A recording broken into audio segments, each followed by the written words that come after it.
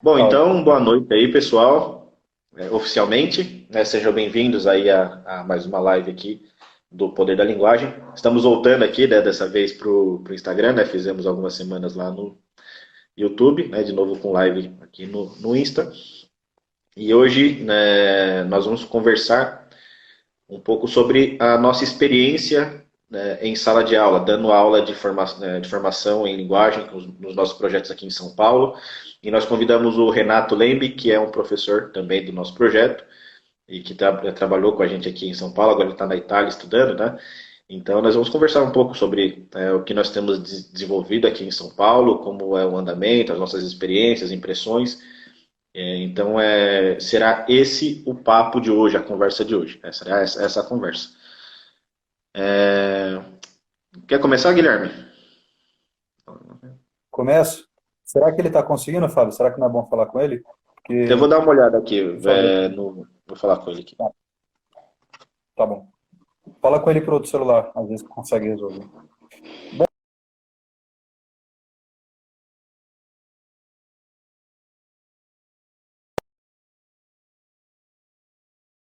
Os projetos para a gente contar dos projetos atuais, né? A gente está há mais ou menos 7 anos aí desenvolvendo projetos em educação da linguagem aqui em São Paulo. Começamos ali no bairro do Brás com um projeto envolvendo outras atividades, né, arte marcial, etc. E juntamos essa atividade, a atividade de ensino da linguagem, e foi bem ali que eu comecei, há mais ou menos, agora já faz 8 anos, já fazem 8 anos já, que é ali que eu comecei a pesquisar um pouco mais esse tema da educação da linguagem, de maneira um pouco mais aprofundada. E eu fui buscando algumas fontes antigas, que eu quis ter uma visão bastante ampla da educação nessa área. E eu fui buscando desde fontes antigas até algumas modernas, e fui pesando, comparando elas, cotejando, e chegando a algumas conclusões, né? Então, o professor está me ouvindo bem, Fábio? Só para Tô ouvindo saber. bem. Ah, legal. Bom, feito isso, a gente começou a aplicar essa metodologia de maneira sistemática com alguns alunos, em grupos particular, especialmente de uma forma presencial, mas também online. Opa, professor, tudo bom? Agora consegui. Fala, Renato. Maravilha. Opa, Bem, tudo boa bom. noite. Desculpa o atraso, pessoal. Tava com Tranquilo, problema na chavinha aqui atrás do celular. maravilha. Sabe, o cachorrinho aí tá nervoso. Se puder, quando não tiver. Bom, feito isso, a gente então chegou a algumas conclusões sobre o método, sobre a eficácia metodológica de certas aplicações e começamos a aplicar, como eu disse. E nessa aplicação a gente começou a ver alguns resultados muito interessantes, né? A gente acabou se conhecendo em 2016, nós três aqui, mais alguns colegas, a gente acabou formando um projeto juntos, um projeto de educação nessa área de ensino clássico, não só com foco na linguagem, mas era o foco principal, né? A ideia era formar jovens ali para o vestibular, então dar uma formação técnica para o vestibular e ao mesmo tempo oferecer paralelamente uma educação mais aprofundada, pelo menos um gosto de uma educação clássica para aqueles jovens que nem estavam buscando aquilo no começo, né, mas que no fim das contas começaram a se interessar pela coisa toda, pela leitura, pelos benefícios que tinha ali da gente fazer aquela metodologia clássica. Acho que o professor Fábio pode falar um pouco mais do projeto, ele está coordenando já há alguns anos ele, e eu acho que pode falar com mais propriedade, que a gente que só deu aula. E, por fim, a gente, mais ou menos há 2 anos agora, começou um projeto também aqui em São Paulo, né, presencial, mas esse realmente já com uma estrutura, com uma metodologia, com toda a organização do tempo ali e das turmas voltados para reproduzir com o máximo de semelhança a aplicação do método em tudo, né? Então são basicamente turmas divididas em duas grandes faixas etárias, 8 a 12 anos e 13 a 17 anos. São duas faixas etárias aí, psicológicas bastante definidas. É claro que no intermeio entre 12 e 13 anos ali tem uma variação, tem jovens que amadurecem mais, outros que demoram um pouco mais, né? Mas ali é uma boa faixa de corte que a gente percebe para aplicar. E basicamente a diferença que tem de aplicação, tem muitas diferenças pedagógicas, mas a principal é justamente os textos com que a gente inicia o trabalho com cada um, né?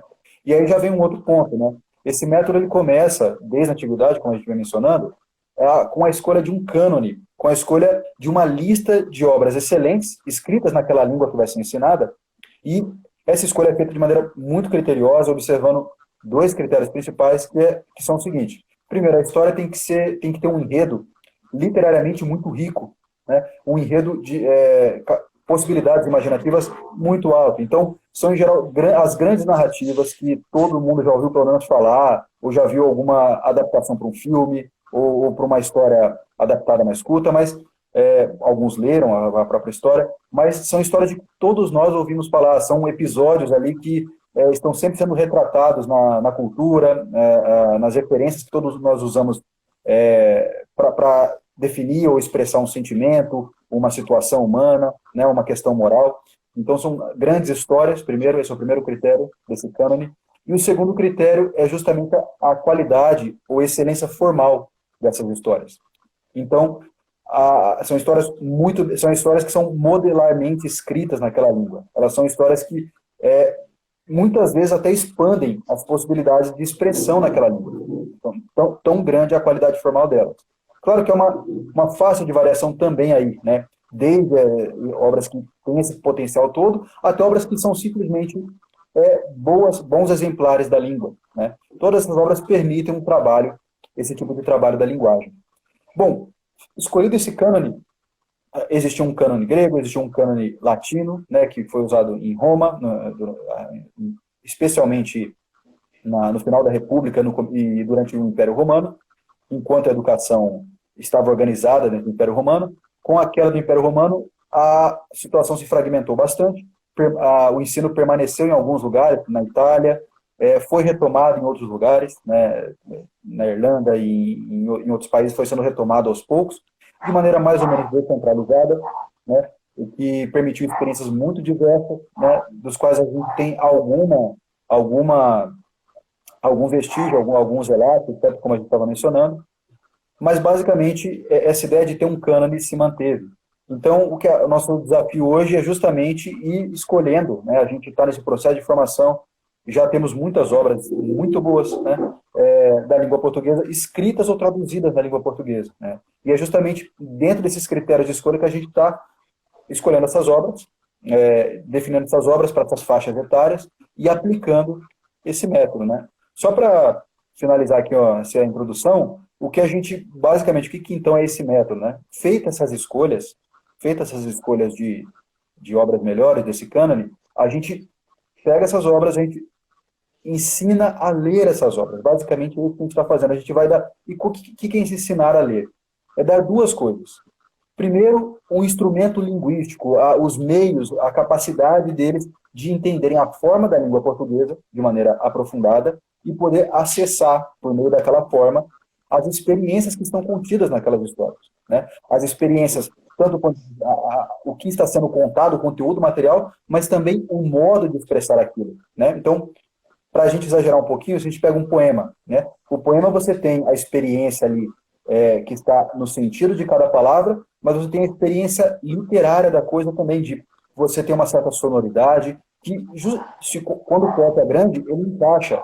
Então, a qualidade formal do poema, a sua expressão formal, né, o seu ritmo, a sua cadência, a sua musicalidade, com o próprio conteúdo do que está sendo dito, né? Aí é um casamento perfeito dessas duas coisas, que nem sempre ocorre. Na prosa isso não é tão efetivo quanto na poesia, mas, enfim, a gente então tem essa preocupação em dar esses instrumentos linguísticos para ele ter essa experiência, para ele ter esse acesso àquela experiência. E o segundo ponto, que é uma coisa bem mais ampla, né, é das referências históricas, culturais, literárias, que ele precisa para acessar essas obras. Como a gente disse, como são obras de grande amplitude, de grande influência histórica, e que normalmente fazem referências a outras obras ou acontecimentos, a gente quase sempre precisa, para esse tipo de obra, dar algumas referências para os jovens.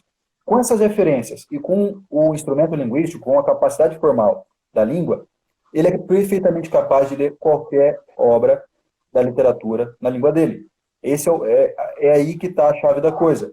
Você observar esses dois tipos de conhecimento, né, e ter um bom método para ensinar cada um desses tipos de conhecimento. Então, poder encaixar essas duas coisas dentro do ensino. E como é que isso é feito, né? Basicamente, a gente pega essa obra literária, apresenta essa obra, né, de maneira atraente, de maneira chamativa, de maneira em geral um interesse no jovem para aquela obra. A partir disso, a gente começa a trabalhar propriamente o enredo ali. A gente faz uma leitura, se for um poema, né, ou um trecho, se for um livro maior, um romance, etc., um épico, a gente lê um trecho escolhido, fazemos uma leitura modelar, a importância aí do professor, do pai, se o pai não tem, né, se o professor não tem, buscar conhecer bem a expressão oral da sua língua, né, saber não só usar o volume da voz, saber não só usar a prosódia correta, né, a entonação, o ritmo correto, o volume, mas também saber interpretar aqueles trechos, porque isso aí justamente é aquele encaixe que a gente faz. Então, quando você interpreta bem o texto, você está trazendo aquele texto para a vida de novo, né? Não é só uma sequência de palavras que você está trazendo, você está trazendo algo da experiência original que o poeta trouxe quando ele escreveu, né? Então, você saber ler aquele texto em voz alta para ensinar seu filho. Não se preocupe em ter a melhor leitura do mundo, a melhor leitura do mundo, mas você precisa ter alguma leitura, que aí você vai poder ensinar seu filho um pouco, né? Pouco que seja, você vai poder ensinar alguma coisa. Depois, se ele estiver evoluindo e você não tiver mais meios de ensiná-lo, você procura um professor, você procura alguém que tenha um domínio maior disso, né? Mas o importante é começar esse processo. Feita essa leitura, é justamente o momento de você fazer esse trabalho ativo, de pedir para o seu filho fazer essa leitura também e ir corrigindo já alguns aspectos dessa locução que você percebe, certo? Feito isso, o seu filho já vai ter, primeiro, treinado um pouco a leitura em voz alta, treinado a fala. Isso é fundamental para a linguagem em geral, para a expressão dele em geral. A gente escreveu um texto essa semana aqui na página muito legal sobre isso, vale a pena ler, né? Da importância, dos benefícios disso. Você vai poder começar a trabalhar o texto nas suas partes, certo? Porque ele já captou o sentido geral, mesmo de maneira difusa ali, do trecho lido. Agora é hora de você trabalhar as partes desse texto. Como é que você vai fazer isso? Você vai ler novamente com ele, ou vai pedir para ele ler, e aí você vai a cada frase, né, ou a cada parágrafo, você vai sentindo ali a cada verso, ou a cada estrofe, enfim, você vai sentindo como é melhor. Você vai observando o seu filho e vendo se surge uma dúvida, se ele naturalmente questiona alguma questão, e mesmo que ele não questione, mesmo que ele não pergunte nada, que ele diga que entendeu, é muito provável que ele não entendeu alguma coisa, né? E você vai ter que ter justamente uma experiência para perceber, olha, esse trecho aqui, para a idade dele, é difícil, né? Ou eu estou olhando o olho dele ali e ele não entendeu muito bem isso aqui quando ele leu, né? Então você vai ter que ter essa experiência aí, de entender os níveis de dificuldade ali um pouco e de observar o seu filho. E aí você vai poder, a partir disso, ir corrigindo e suprindo essas lacunas, então, essa ignorância. Você vai fazer como? Você vai pegando, vai vendo qual que é o problema ali de fato. Ele não está entendendo um vocábulo. Ele não está entendendo um vocábulo. A partir disso eu posso trabalhar o quê? Ensinar ele a pesquisar no dicionário. Ensinar ele a saber olhar no dicionário como escolher qual que é o melhor dos termos possíveis, virtuais ali, qual que se aplica naquele contexto. Outra possibilidade, eu posso estudar a palavra na sua forma, e aí eu posso pensar na sua etimologia, e como isso pode, se no caso isso pode ajudar ele a entender melhor o sentido da palavra. Eu posso estudar a palavra nas suas partes, e aí eu vou estudar os morfemas ali, como eles integram o sentido daquela palavra para formar o seu sentido geral, se for interessante naquele caso. Eu posso estudar a palavra de acordo com certas divisões de espécies, né? Então, as suas classes. A dúvida não é sobre uma palavra, é sobre a estrutura de uma frase. Aí eu vou ver a sintaxe, aí eu vou ver estruturações de estilo mais avançadas do que a sintaxe mais básica, normativa. A dúvida é sobre uma figura de linguagem, né? Eu vou ter que ensinar para ele como que é esse uso, esse deslocamento dos sentidos das palavras, né? Esse uso amplo dos sentidos.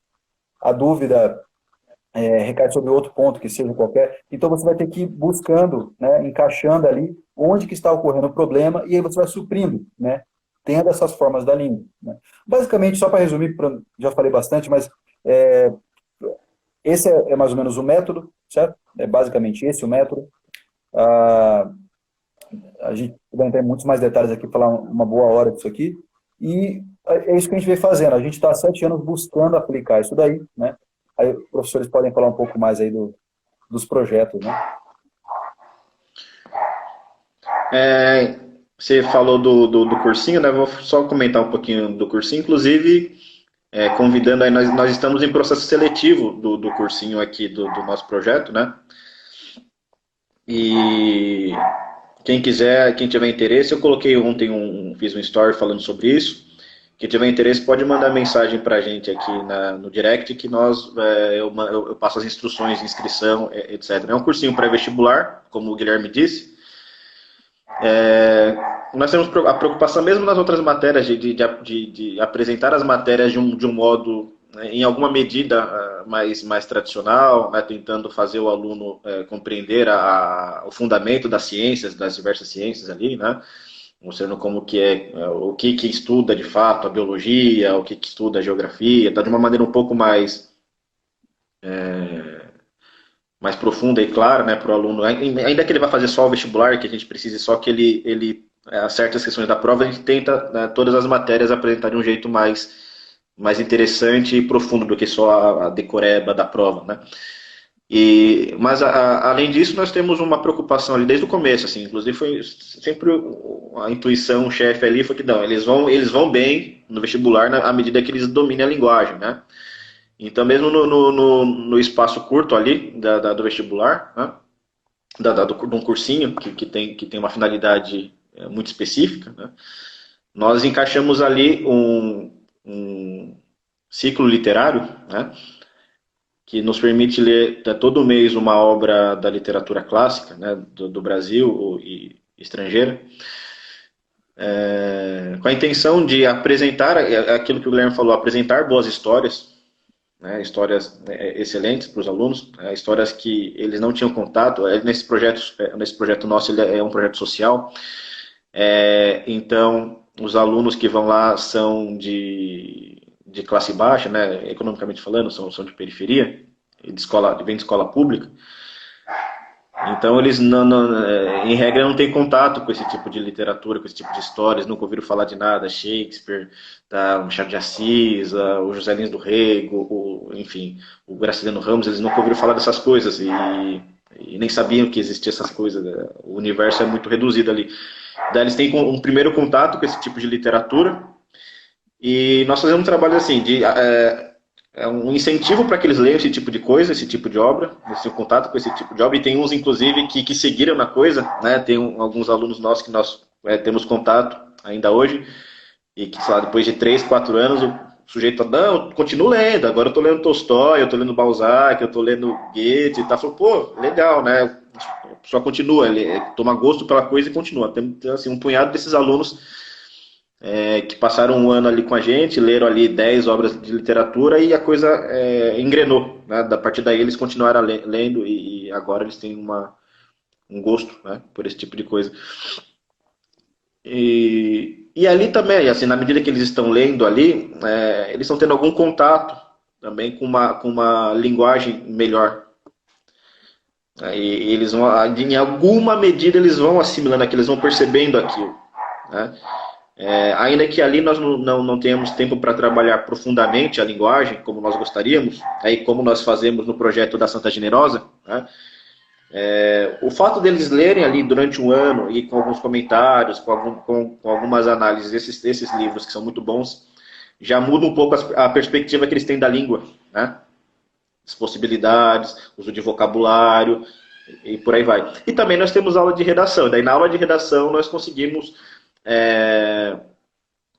ensinar alguma coisa de gramática de maneira mais efetiva, ensinar técnicas de construção de texto de maneira mais efetiva e profunda, e funciona, né? Então essa é a experiência lá no cursinho.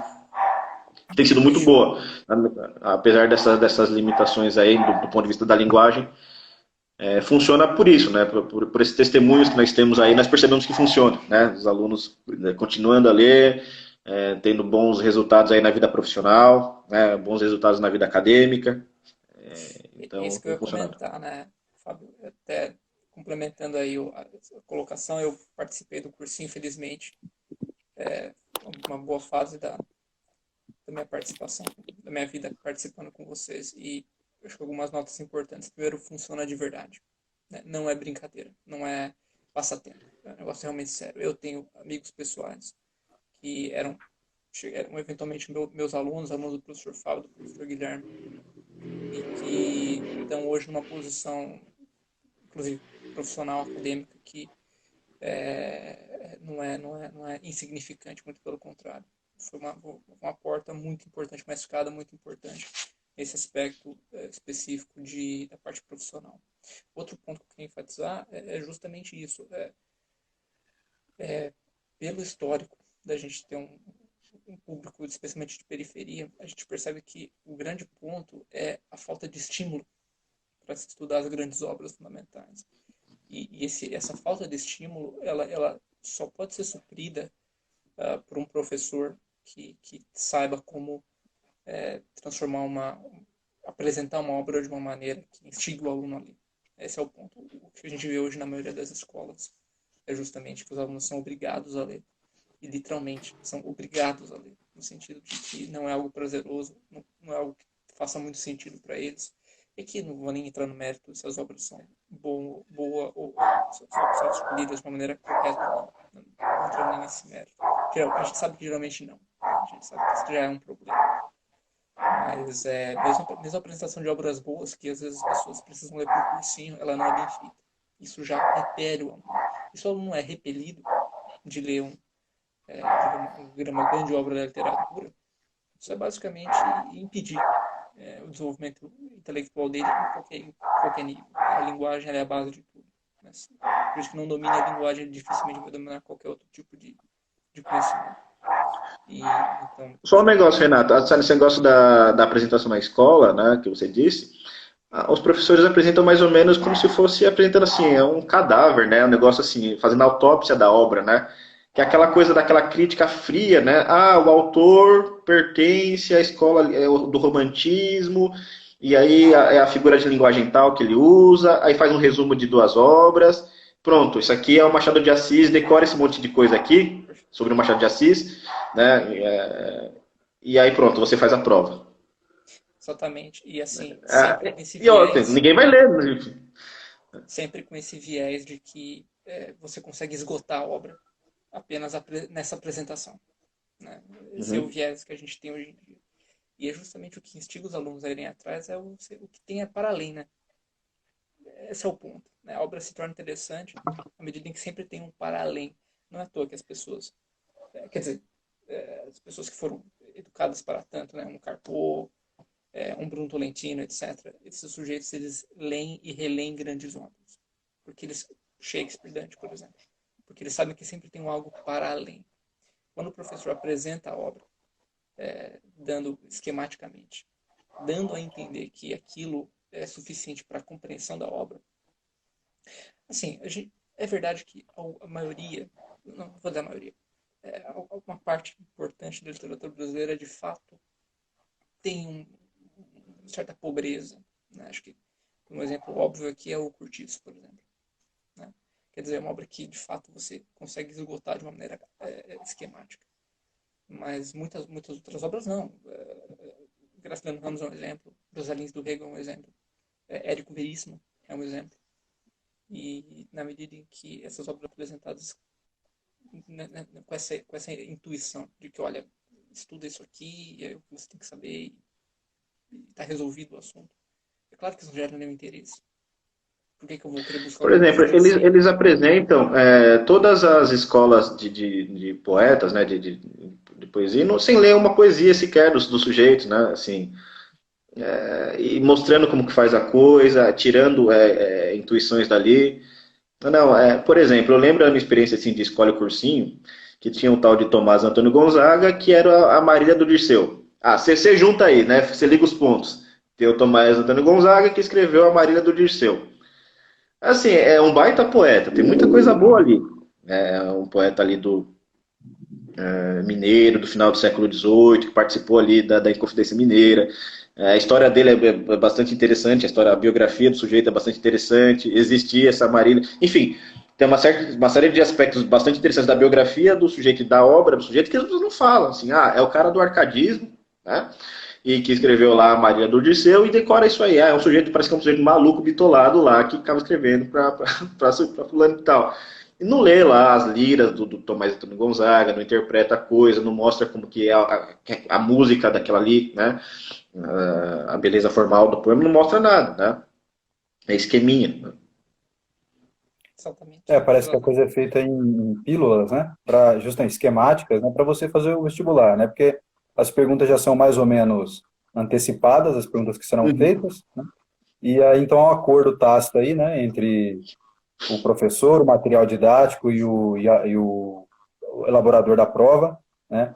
Para você Uhum. perguntar meia dúzia de coisas, né? E aquilo ali que é ensinado, né?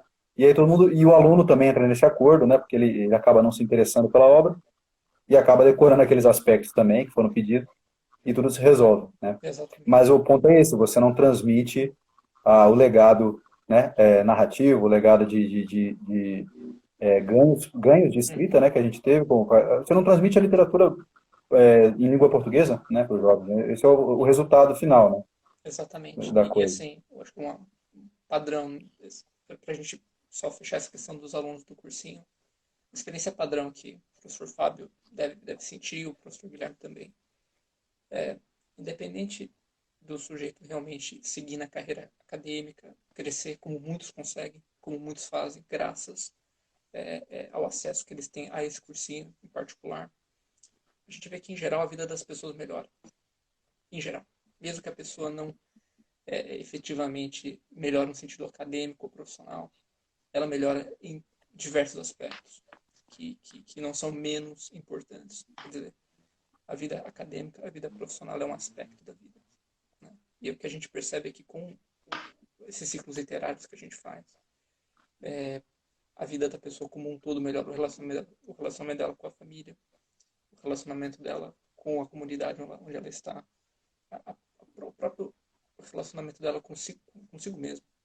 Quer dizer, como que ela se entende, como que ela começa a perceber os seus próprios problemas, começa a traduzir para si própria os seus sentimentos, as suas aflições. Tudo isso é linguagem. E sem isso, as pessoas são literalmente amputadas de qualquer expressão, não só social, mas qualquer expressão de realização humana possível. Né? Então, acho que essa acho que a maior tragédia da educação brasileira é essa. Né? Não é uma tragédia social, mas é uma tragédia humana. Né? Todo mundo tá virando o Fabiano, né, do Vidas Secas, né? Exatamente. Exato. Todo mundo tá passando aquele drama ali, né? No final do Vidas Secas, o Fabiano, ele fala que os filhos, né, ele tem aquele lampejo de esperança, eles estão fugindo da seca, né, da última seca lá. Ele lembra, não, agora a gente vai para uma cidade, né? A gente vai para uma cidade, nossos filhos vão para a escola, tal. Quer dizer, vamos sair disso aqui, né? Mas assim, agora o pessoal saiu da seca, né? Saiu do sertão, tal, já tá, todo mundo tem escola e entrou no mesmo buraco, né? Existencial. É porque você não tem o grande problema existencial do Fabiano lá, é porque ele não tinha linguagem, né? Claro, Exatamente. tem o problema é, da seca, das relações humanas ali, do patrão que é mal, do guarda que é mal, tal. Mas tem o problema crucial da linguagem, né? O Não, e problema assim, existencial dele. exatamente, acho que é fundamental pontuar exatamente isso, porque se o problema fosse efetivamente um problema sociológico, você não teria um Fabiano. Você teria todos, todos os personagens seriam um Fabiano. E o ponto justamente não é esse.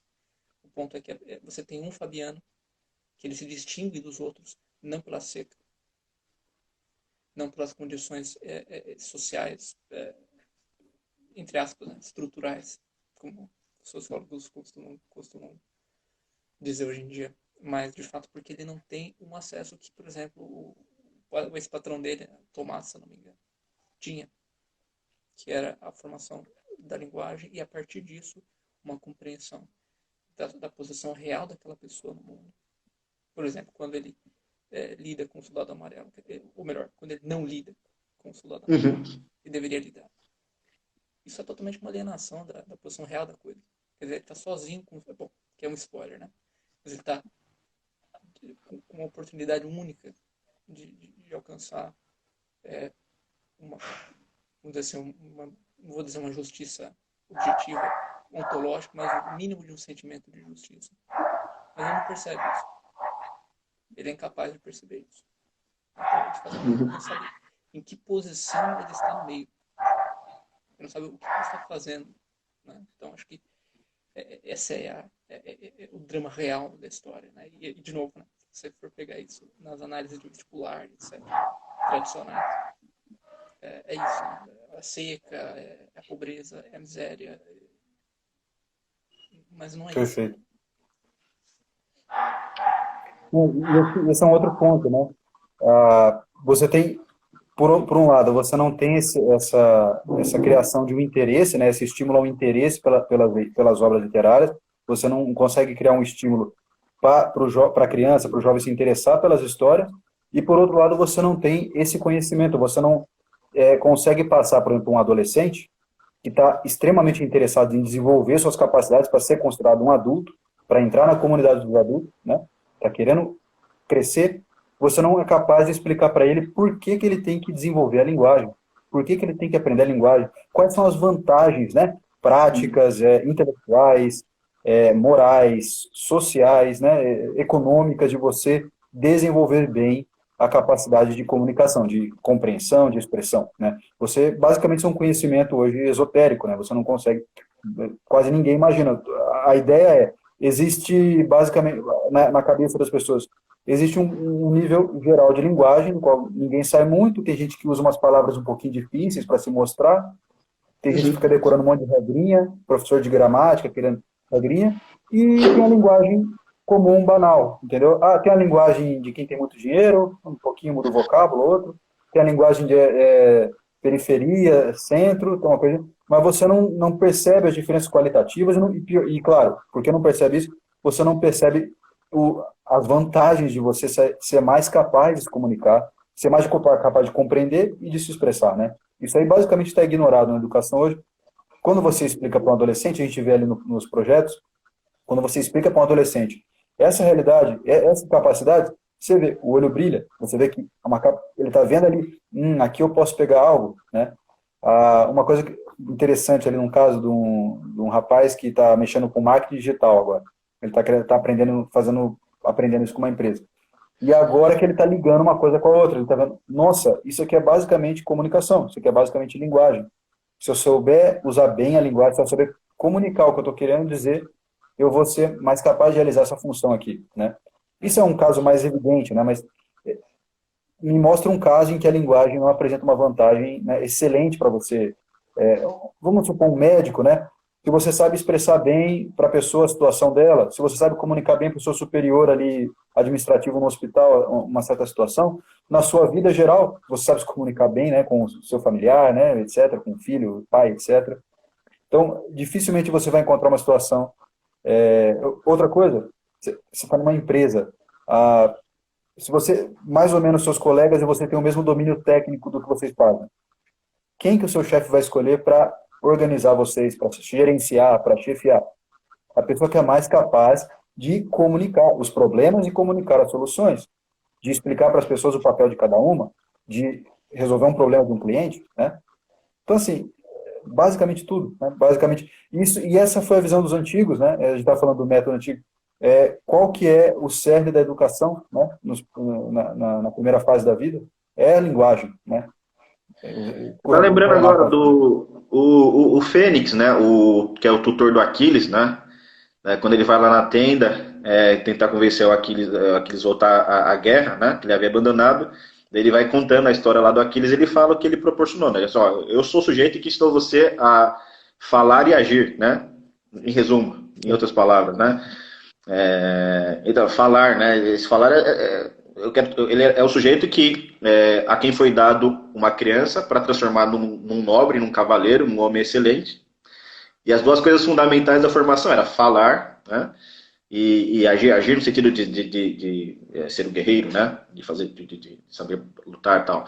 E o falar é saber fazer um discurso na assembleia, saber convencer os outros, né? Os demais nobres, os velhos da assembleia. Então, assim, está no fundamento da coisa ali. Esse é o pontapé, está no Homero, né?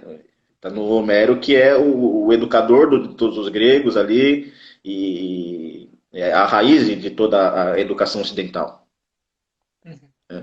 Daí culmina ali a educação grega culmina ali no Isócrates, né?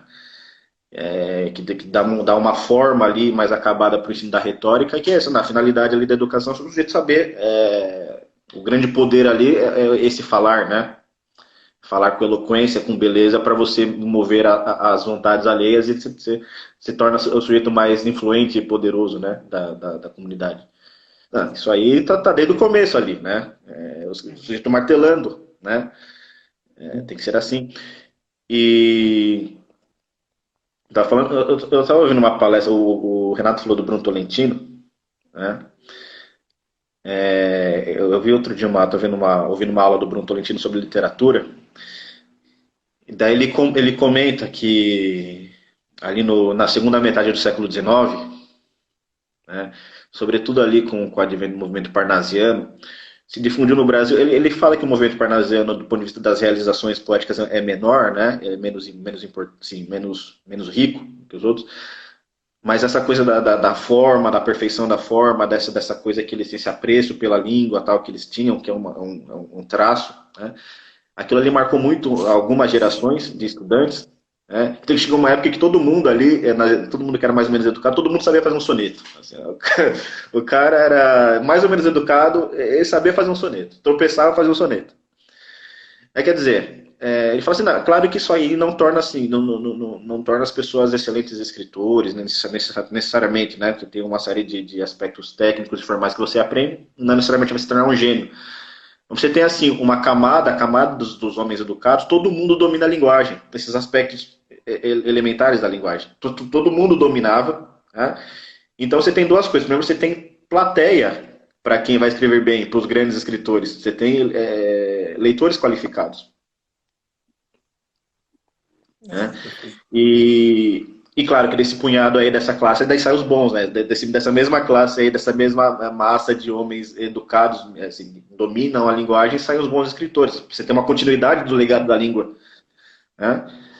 E esse processo aí feito na escola, inclusive, eu estava lendo também nessa mesma semana aquele itinerário de Passagarda do Manuel Bandeira, Uhum. e ele contando os primeiros anos de formação, e ele está mais ou menos nesse contexto ainda aí da influência parnasiana. Ele, inclusive, no começo ele é um parnasiano, né? No começo ele é parnasiano, depois vira moderno, mas ele aprende do mesmo jeito ali. Ele vai contando como era na escola, e realmente ele muito jovem, já escrevia poemas belíssimos, sonetos e tal. E eu fiquei pensando, isso aqui desapareceu totalmente da consciência dos professores, da consciência dos formadores, da maioria dos pais também, né, de que é possível pegar um jovem aqui e ensinar esses aspectos da linguagem com profundidade, de maneira que ali com 14, 15 anos, 16 anos, ele seja um escritor já quase, já seja um escritor em formação. Assim, isso aqui, pensar isso é um absurdo, né, hoje. Pensar um aluno de oitava série que seja capaz de escrever um poema publicável é um absurdo, né? E Não é isso nem acontecia excelente. sistematicamente. Não é nem excelente, é publicar. Publicável, não precisa nem ser assim, tal, que sai no jornal lá, tal. Ele pode não saber escrever como um escritor porque não formou um estilo, que demoraria décadas, né? Um estilo pessoal profundo, mas ele tem os instrumentos, né, linguísticos, ele sabe se expressar, ele sabe dizer o que ele quer, né? Pode ainda levar uma Exatamente. perfeição aqui, mas ele já não tem aquelas dificuldades fundamentais, né, da pessoa não saber definir o sentimento que está tendo naquele momento, de não saber descrever uma coisa simples, né, de etc, um evento que acabou de passar por ela, né, Uhum. não saber narrar aquilo. E isso que a gente está vendo, né? Está falando do Fabiano, exatamente isso daí. Eu não estou Uhum. conseguindo mais contar, não é contar a sua história, né? Contar o seu dia, né? Contar, né? Uma relação, uma situação ali que aconteceu, ela não está sabendo mais definir aquilo, né? Aí vem um turbilhão de sentimentos que você não nomeou, né? E aí eles estão soltos ali. É Exatamente. uma série de situações, E, né? Mas eu acho que aqui a gente tem. Pode continuar aqui. pode falar, pode falar. Eu acho que aqui a gente tem. Acabamos. Essa conversa nos levou a uma oportunidade de até especificar um pouco também o método da maneira como a gente está utilizando os textos, né? Então, só isso é importante. A gente, que eu estou participando da produção de material que em breve vai sair, já fica um spoiler aí para quem está assistindo. Todos os conceitos de gramática que nós desenvolvemos com os nossos alunos, eles sempre partem de um texto concreto. Sempre partem de uma aplicação concreta. Nunca o contrário. Porque é o que a gente tem hoje. Né? E já vou explicar a importância disso. Hoje, o aluno ele aprende os conceitos vazios. Né?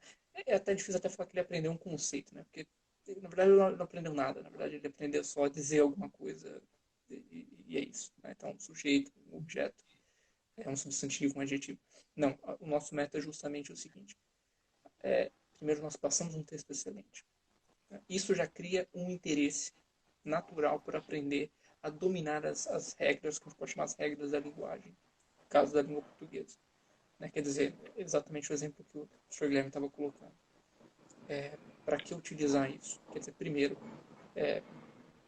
existe uma beleza ali que é inegável. Então, dominar isso já é, de algum modo, satisfatório, pela beleza que está colocada ali. Segundo, é uma maneira de aumentar a nossa capacidade de expressão. Um exemplo óbvio, voltando ao exemplo do Maria de Dirceu. Né? Estou apaixonado por uma pessoa. No caso, por uma mulher. Como é que eu consigo me expressar de uma maneira que não seja apenas agradável? Né? Como é o caso da maioria dos parnasianos, que não é apenas belo de se ouvir, mas que essa beleza ela não encubra, mas pelo contrário, ela expresse com a maior fidelidade possível o sentimento que tá tomando conta da minha alma. Então, assim, quando um sujeito lê realmente um texto romântico nesse aspecto, né, o romance entre o amor lírico, se é um texto excelente, é óbvio que ela vai gerar um interesse imediato de você querer dominar essa maneira de falar, de se expressar, porque você sabe que você vai obter resultados com a pessoa que você gosta, né? Seja para você tentar conquistá-la, seja para você, enfim, manter o relacionamento num bom nível. Né? E, de novo, como o professor Fábio estava colocando, antigamente era natural os homens escreverem poemas, né? E poemas muito bem feitos. Né? E hoje em dia a gente quase não vê mais isso. Né? Então, voltando à questão do método, é importante a gente sempre frisar isso. A gente sempre parte de um texto concreto, um texto excelente, que por si só já gera um interesse de entender as regras gramaticais. E a partir da disposição dos elementos imaginativos colocados naquele texto, nós conseguimos transmitir a disposição gramatical. Então, olha, isso é um substantivo que se relaciona de tal e tal maneira com outras palavras. Um adjetivo, um verbo, etc. Né? Então, quer dizer, a coisa se torna muito mais interessante e, acima de tudo, muito mais concreta. O referente, que é o que as pessoas não têm hoje em dia. O referente fica muito evidente. Né? E então eu acho que esse é um risco, um risco não, um defeito das escolas tradicionais. As escolas que a gente tem hoje em dia, que é justamente Só o referente é que o Renato falou é o elemento do mundo real, né? Que aquela palavra está se referindo, né? Exatamente. Quer dizer, que não é que a palavra não para na palavra, né? Ela está apontando para alguma coisa que existe no mundo real, né? Exatamente. E assim, Né?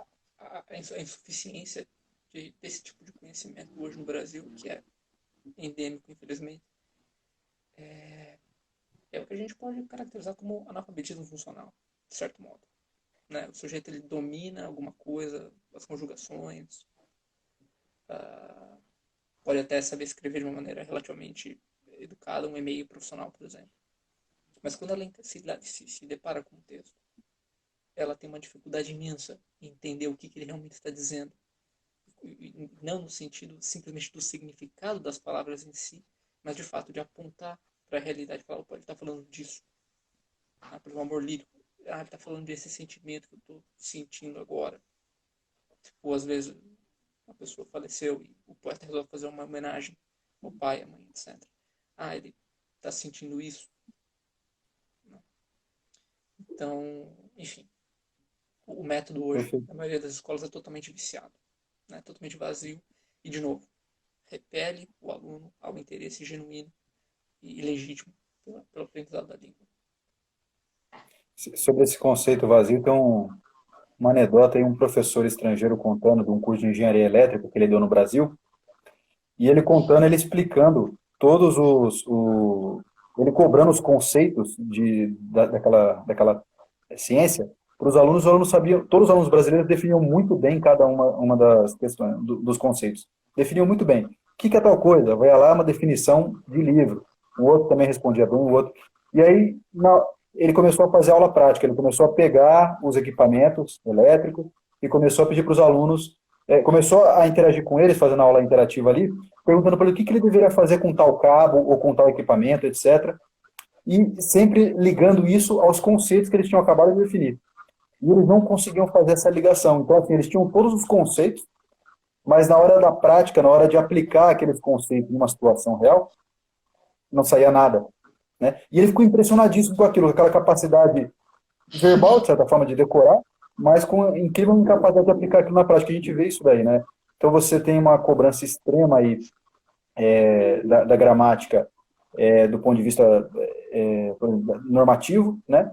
Mas você não tem nenhum interesse em verificar como é que está a aplicação. É claro, você tem que memorizar muita coisa para aprender a língua. Né? Ninguém tem que memorizar padrões, normas, né? Expressões melhores. O ponto é, você não está tendo trabalho aplicativo, né? De você ver a aplicação daquilo pelos grandes escritores e reconhecer neles. Né? E você adquirir um hábito de reconhecimento. Você não tem esse hábito de reconhecer aquilo na prática, né?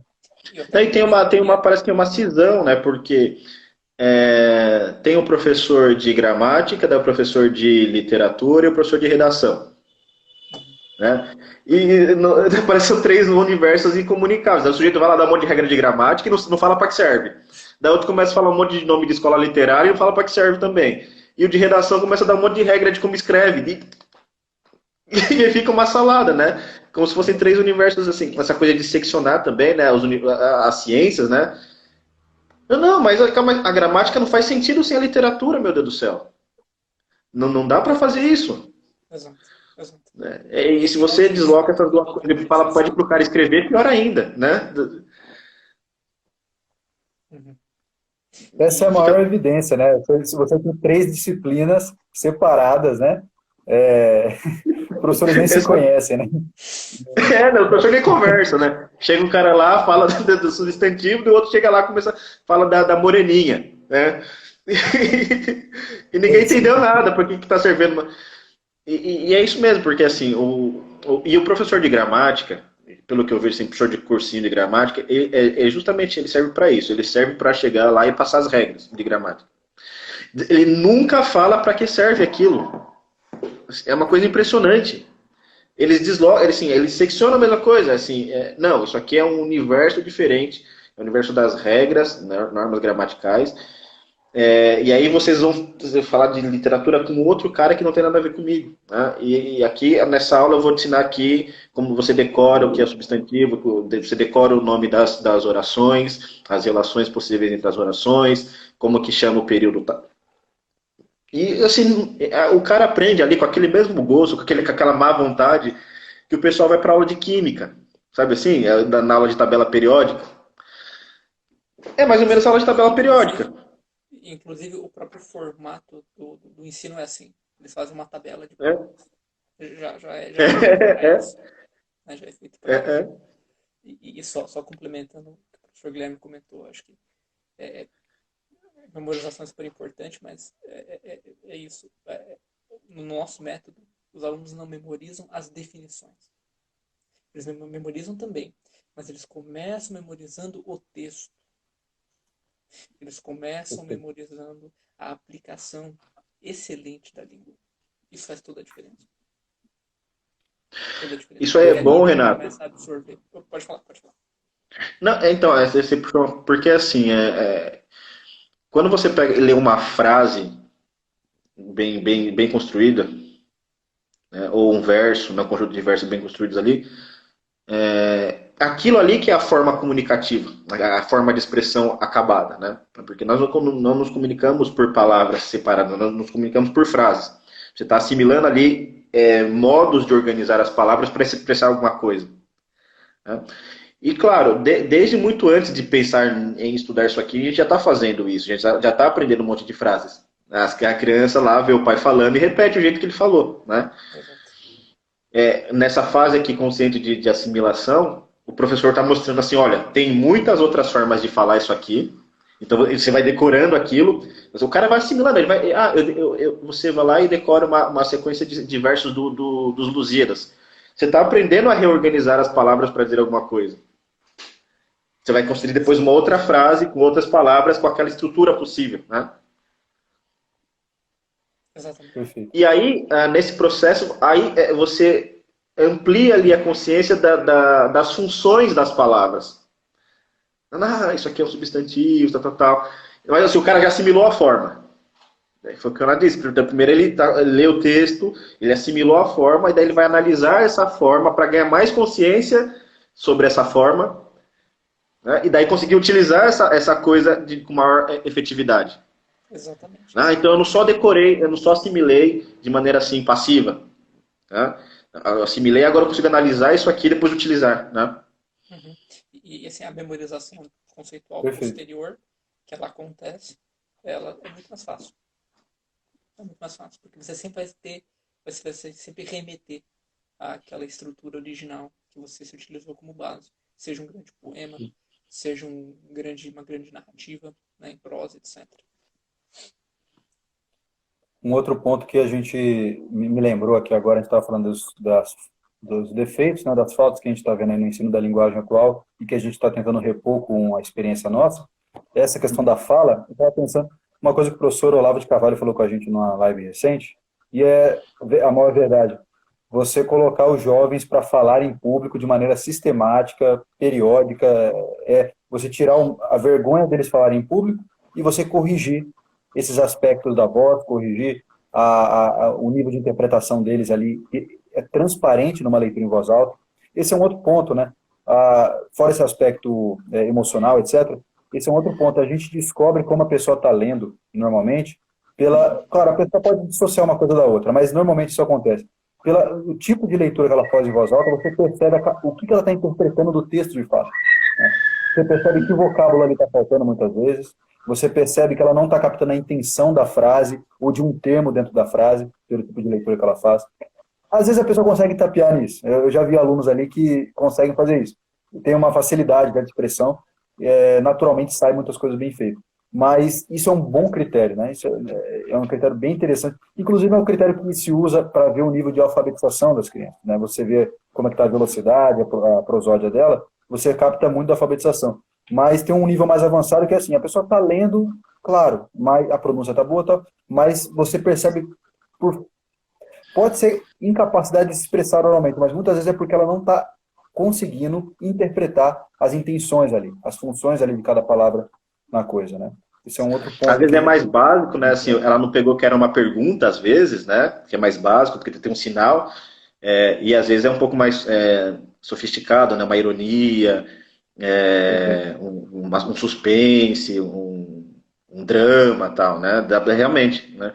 E é uma coisa que parece também que é uma deficiência grande, porque essa coisa da prosódia, né? Da forma de ler ali uma frase com a entonação correta, e tal. É uma das coisas que precisa de um adulto fazendo bastante no começo ali. Porque para a criança também pegar esse padrão. Né? Porque, tá, tudo bem, na comunicação ordinária tem também essas intenções. Mas é difícil você pegar um texto e fazer essa decodificação da maneira exata. Exatamente. Né? Com E no as, dia a com as dia você tem, modulações e tal. no dia a dia você tem a linguagem corporal e você tem, tipo, de algum modo, contextos mais ou menos simples, o texto do cotidiano, né?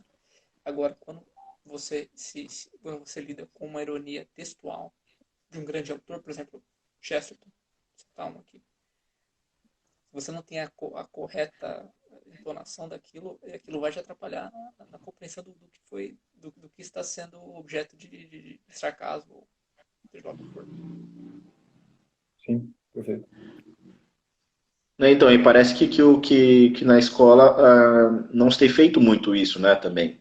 Do Zero. professor ler em voz alta, pedir para o aluno repetir, corrigir a coisa É, ali. Não, o não máximo que hoje em existe, dia que não se faz existe é há algum ditado. tempo, já. É o máximo que se faz hoje em dia é ditado. E Olha, não é nem isso. e difícil. É, muito difícil ver, né? É, bons tempos de fazer ditado. Nenhum ditado, né, tem uma atividade básica dessa, mas é muito raro você ver uma escola que aplica isso daí de maneira, né, organizada. Muitas vezes nem sabe para que serve, o que se avalia num ditado, né? O resultado de um ditado para o aluno, o que você avalia ali, né? Daquela exercício, daquela atividade. Isso é uma coisa que está bastante esquecida também. Uhum. E, Nessa bom, coisa aí de prosódia, eu lembrei de uma coisa, assim, mas é minha experiência, né? Eu como aluno, né? Escola ruim e tal, né? Não sei se vocês passaram por isso. Mas essa coisa de ler, quando tinha negócio de ler em voz alta, era sempre a hora da humilhação pública, né? Porque assim, ninguém sabia fazer, né? Daí a professora acho que ficava com preguiça de ler o texto ela mesma e botava assim, ó, vocês vão ler em sequência. E era um show de horrores, porque ninguém sabia ler. E a professora não dava o modelo de como fazer. Daí cada um fazendo do jeito que queria. E gaguejava, e ninguém sabia fazer o negócio certo. Aí tinha um que era um melhorzinho assim, daí ele é um pouco mais rápido e tal. Mas é um show de horrores. E também A minha seria zoado. experiência aqui, lembrando, o professor nunca corrigia, assim, deixava passar. O importante era terminar de ler o texto. exatamente. É a mesma experiência, exatamente. Isso acontece em várias escolas. É bem isso. O professor E, nunca corrige e nunca apresenta um modelo de leitura, Nunca né? apresenta. exato. É um absurdo. E aí você tem três soluções, né? Ou você fica médio, ou você fica melhorzinho e você vai ser muito zoado. Você vai se sentir mal por isso.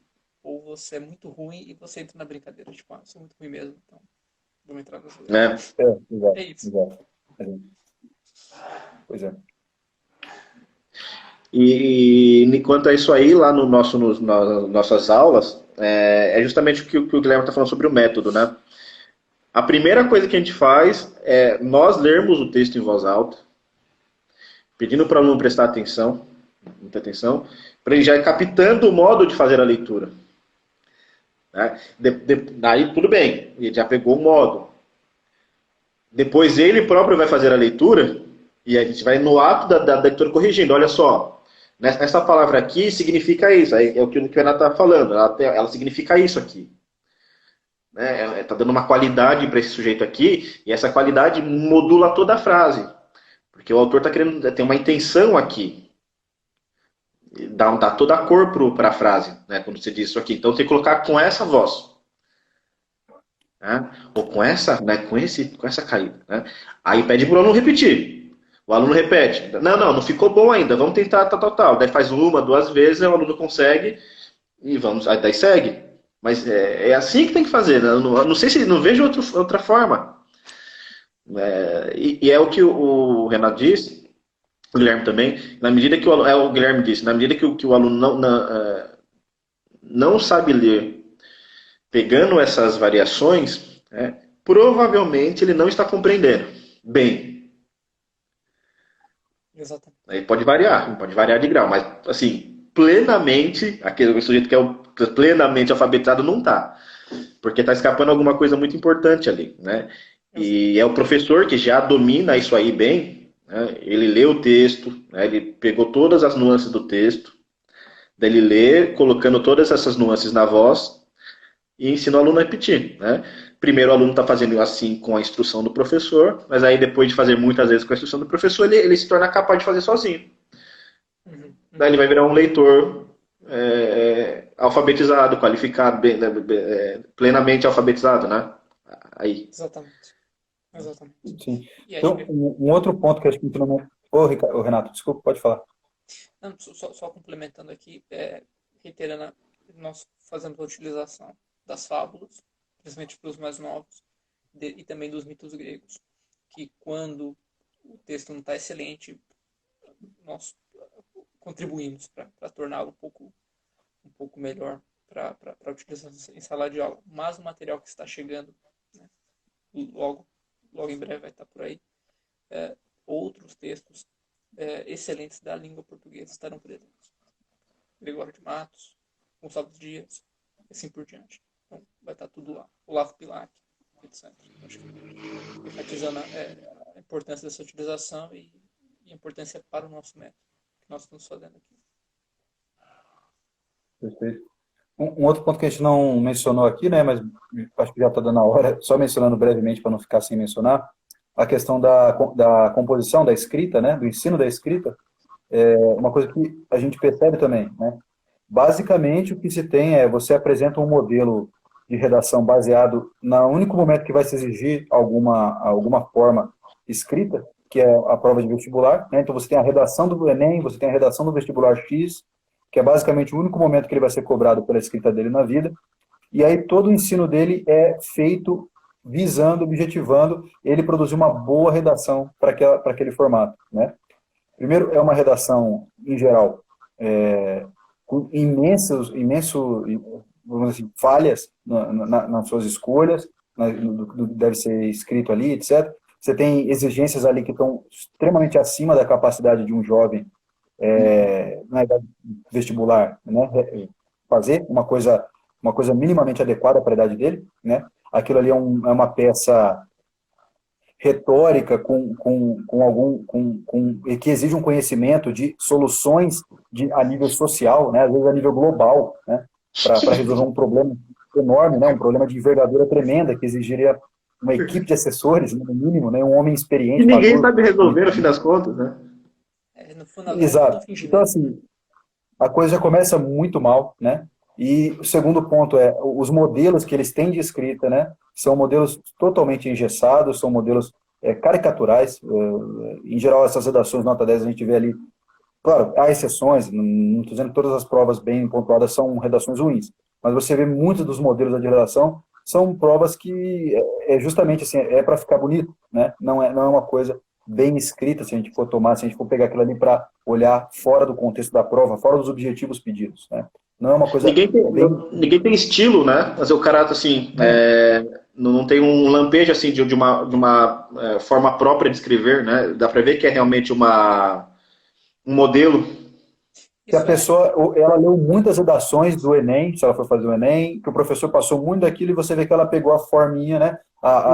Por exemplo, você vê as conjunções são padrão, né? Você vê as construções frasais, né? Aquele negócio de 3 estrofes com 3 frases cada estrofe, e frases de uma linha e meia. Então você vê que a coisa ela é totalmente, né? É robótica, né? É mecânica, né? No final, totalmente artificial. Então você não tem nenhuma educação, não vamos exagerar, mas você tem uma educação ali para a composição durante esse período escolar que deixa muito a desejar, né? No mínimo a gente pode falar isso daí. E então, uma noção que os antigos tinham é de você desenvolver coisas sempre ao bom senso, né? A gente vê nesses métodos mais clássicos. Então você partir de exercícios de composição bem simples, né? Por exemplo, você estender um escrito para uma frase para se tornar, por exemplo, 3 frases, ou 3 frases para se tornar uma frase só, você estender ou reduzir uma expressão escrita, né? Você particionar, né? Supondo um conhecimento sintático aí, você particionar, por exemplo, um período complexo em várias frases, né? Você fazer uma paráfrase, né, de um texto curto, você descrever um objeto muito simples, né? Depois você descrever uma ação, depois descrever ações mais complexas, fazer uma pequena narração, né? E assim por diante, até você poder chegar a textos argumentativos, né? A textos com algum valor retórico maior e expressivo maior, que exige uma série de conhecimentos prévios para você poder compor. A composição é um processo ativo, então se você não tiver absorvido os conhecimentos, né? Se você não tiver absorvido, compreendido os conhecimentos que são necessários para fazer aquilo, a coisa vai ser artificial, não tem jeito. Você vai ter que criar um artifício, é como a redação do Enem. Você tem que criar uma série de termos-chave, chavões, né, basicamente. Vai ter que criar uma forma pré-moldada ali, né, exatamente isso, como se fosse uma forma, né, que você imprime ali o texto, né. Os alunos um pouquinho mais sagazes pegam essa forma e aplicam bem nas provas. Né? Sim. Então, não, eu sempre conto essa coisa aí, foi no passado, né? A aluna estava dando aula para ela, tá ensinando ali, mais no começo, né? Como que forma a frase e tal, como liga uma frase na outra, porque eles não sabem assim isso, né? Assim, como faz uma frase, liga uma frase na outra, mantendo a coesão e tal. E aí, assim, tentando fazer um negócio mais assim, mais profundo, e aí ela se descabelando porque ela já tinha feito outras aulas de gramática, mas não, meu professor me ensinou as fórmulas, não vai dar tempo e tal. Aí daí no desespero ela veio assim, né, mandou um dia fatal lá, professor, ó, vê se isso daqui tá bom. Daí ela me mandou um PDF lá, era um texto assim, todo terminado já, que tinha umas lacunas, que eram para ser preenchidos com o tema desse ano, né? Você só vai trocando ali os termos, né? Então, falava uma coisa sobre direitos humanos, sabe, uma coisa assim, tal. Isso era só para mudar o tema, né? Ah, não, você tá brincando comigo, né? Não é possível, pô. Não é? É isso. E é assim, né? É exatamente E isso. Quer assim, eu dizer, dou aula de redação. Só a última coisa, né? não, Eu dou aula de redação lá pro pessoal. E é exatamente o que o Guilherme falou, assim, né? A gente percebe realmente o que o pessoal sabe de linguagem ou não, na hora que é assim, que vai fazer essa coisa mais ativa de todas, que é escrever, né? O que ele domina ali e tal. Deve ser percebendo assim, que tudo foi nulo. Eles não aprenderam assim, nada o que mesmo de tiveram. linguagem. Né? Uhum. É praticamente zero, assim. Só não é zero porque como nós nos comunicamos, daí você tem algum lampejo de como faz a coisa, né? Não fica assim, em branco. E porque também leram meia dúzia de redações, aí tem alguma coisa que salva ali, mas eles não sabem nada, assim, não dominam nada. Né? E ficaram lá ali, sei lá, quantos anos, né, desde da quinta série, falando de gramática, tal, aprendendo regrinha, não sabe utilizar para escrever uma frase, sério. Assim, raras são as frases assim que saem na ordem certa, com pontuação certa, são as coisas elementares, né? Quanto mais formar um parágrafo coerente, com uma ideia bem expressa ali, com menos ainda com inferências históricas, com formação de imagem e tal, né, que um texto retórico pede. Assim, na média, assim, eu tô já tá desde o começo, há 5 anos, dando aula de redação, vendo redação de aluno de escola pública. E aqui em São Paulo, que é um estado que vai bem, na média nacional. Assim, tirando por isso aí, ó, os alunos são absolutamente incapazes de fazer uma dissertação. O que tem é isso que o Guilherme falou, assim, Fórmula. um fulaninho ou outro que foi mais sagaz, mais esperto, que pegou ali o macete, e daí tira a redação nota 1000, e também porque a nota 1000, assim, de acordo com a média. Né? O parâmetro ali é baixo para considerar 1000. Se fosse na época lá do Manuel Bandeira, não é 1000. Você nem ia tirar 1000. Você ia tirar um pouquinho, né? Então, esse pessoal que tira 1000 é isso, é um ou outro que aprendeu um esquemão lá e tira 1000. Mas, assim, ninguém está capacitado para escrever uma dissertação. Ninguém. Assim, ninguém vai lá, tô exagerando, mas, assim, raríssimos casos assim, do cara. Se está, não é por causa do sistema. É por outra Não razão. é por causa da escola, né? Não é por causa da escola. Exatamente. Não, e assim, só fechando esse ponto, é isso. O aluno cria uma fórmula gramatical que se torna depois uma fórmula mental. Quer dizer, você está amputando a criatividade cognitiva dele.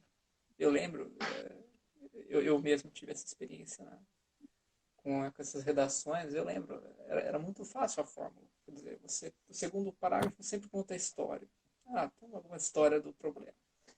O terceiro e o quarto, posições uma a favor, uma contra. E no fim você resume tudo. Quer dizer, será que esse é o ápice da inteligência humana? Quer dizer, você cria um cacuete mental e você acha que isso é argumentar. Isso é refletir sobre a existência. Você entendeu? Então, assim, tudo bem você fazer uma redação conduzida em detalhes, né, como exercício.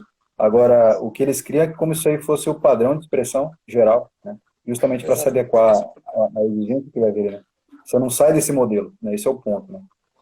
E, pessoal, eu acho que estamos na hora, uma hora, uma hora e pouquinho já. É, O que vocês então. acham? Tá bom. Mas eu acho que deu para falar bastante aí, né, do método, das nossas experiências aí, né, das impressões. Acho que foi bacana aí o papo, Com né? certeza. E assim, acho que principalmente o que Com está por certeza. vir, né?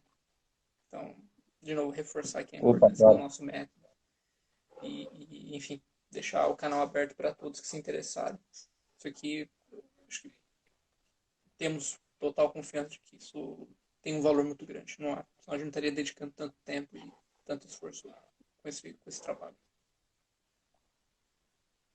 Perfeito. E um prazer ter o Renato aí, né, no papo. Tem que Prazer. agora voltar mais vezes, né, para conversar aí.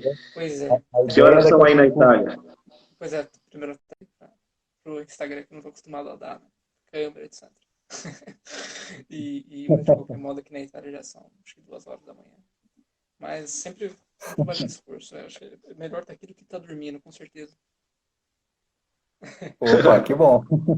Muito certo. Maravilha. Bom, o professor Renato aí daqui a pouco está com a gente aqui, participando de vídeos aí, Com etc, né? certeza. Daqui uns dias aí a gente está.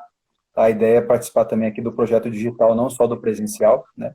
Mas do digital também, assim como outros professores, né? Que Certamente. tem uma participação com a gente. Tá ótimo. Muito Pessoal, obrigado é pelo isso aí. Um convite. grande abraço aí. Valeu. Pô, que isso.